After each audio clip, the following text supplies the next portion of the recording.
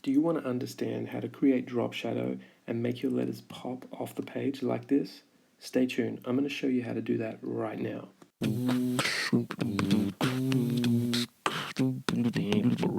Creator Massive.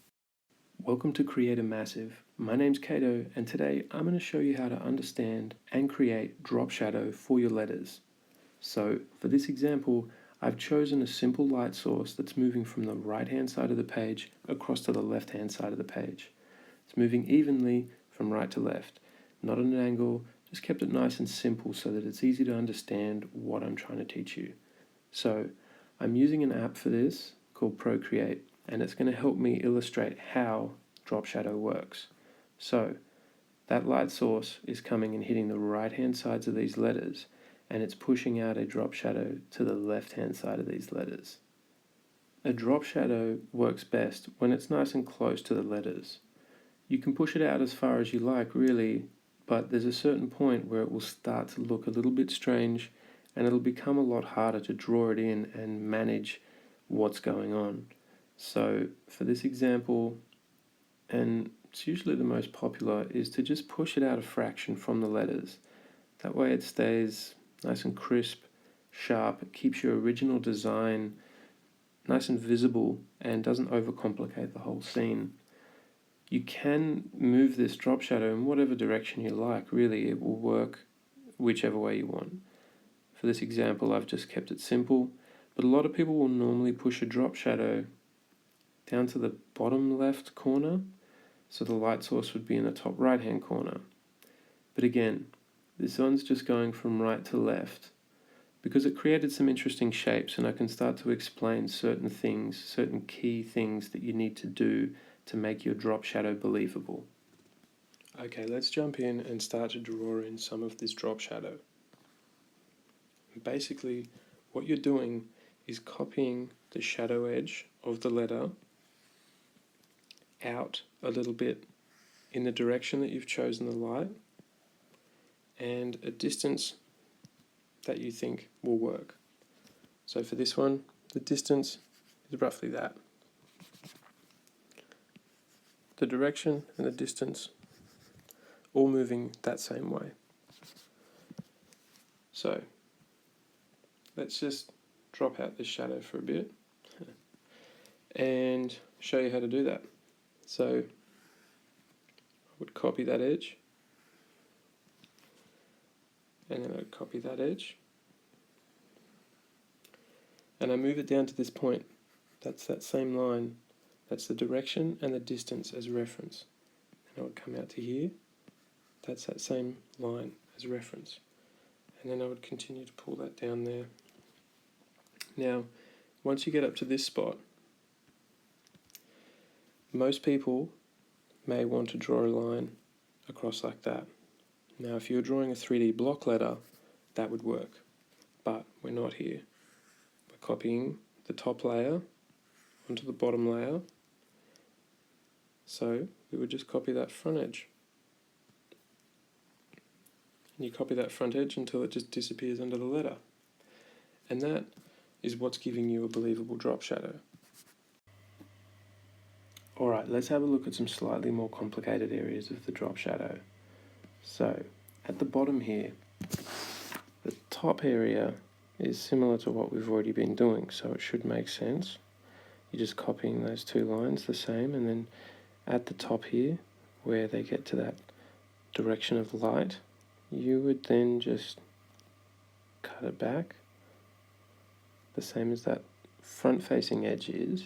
You just cut it back under here.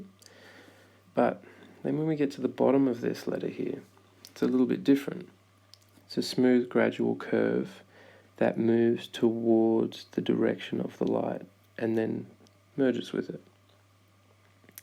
So you are technically just copying that line, and then until you get to that straight edge, that straight line, that's the direction. If you have trouble with that kind of thing, this area here, this is nice and easy for you. You just draw that, you know, that same distance that you've got here, and then you can just continue to draw that same line around the edge. Same direction, same distance, and then fill it in. So then you know, okay, well that's how it goes in. So drawing these little lines can be really helpful. There's certain points where it'll get a bit confusing. If you draw it out there, you're going to have block 3D. So it's good in points like this where it's going to just gradually disappear underneath that top layer. They'll let you know how to draw it in. And see, I haven't drawn it all the way out to there, because again, that would be your block lettering. I'm just drawing it to the point where it starts to disappear under. Okay, so to create a believable drop shadow, we need to make sure that we're copying a layer equal distance, same direction from the top layer, and copy it to the point where it disappears back under the top layer, like I've showed you in the last couple of examples.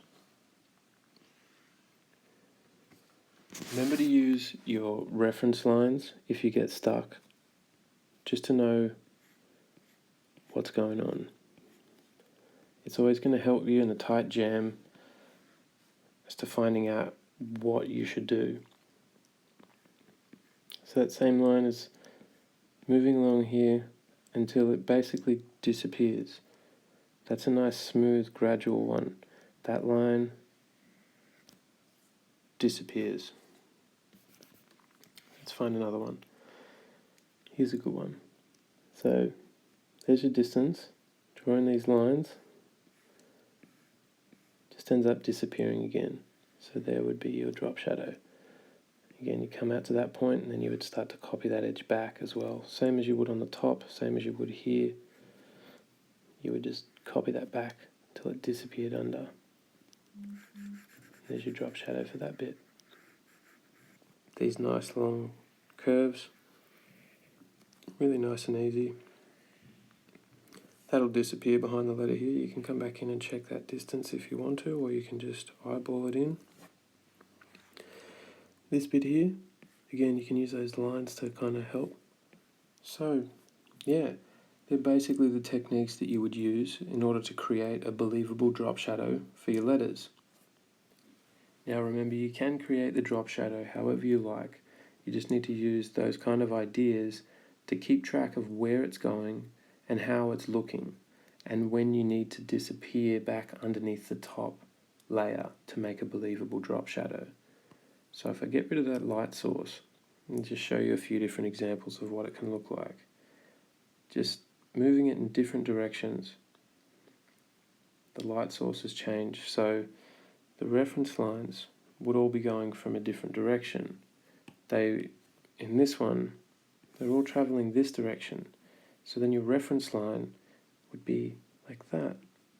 It's always the same distance, the same direction as whatever your light source is. So try it out, try different angles, try different ways of adding shadow to your letters. You just need to make sure that those reference lines are moving in the same direction as your light source, and they're moving the same distance from the letter. That will help you keep it in check and keep it looking believable. Now, I will be doing a video on 3D letters and all the different types of perspective and depth that you can create with them. I'll put a link up top where you can jump over and have a watch of that video. I'll also put a link in the description down below if you're interested. Go and check it out. So there you have it. Adding drop shadow to letters is as easy as that. Now, the more you practice it, the easier it's going to become. So I encourage you to just get out there and give it a shot. Try it as many times as you can, as many different ways as you can, and you're guaranteed to get better.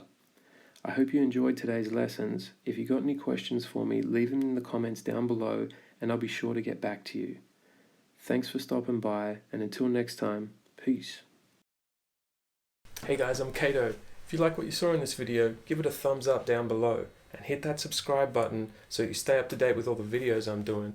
You can have a look at some of them right now, just over here. Thanks for tuning in, and I look forward to seeing you guys next time.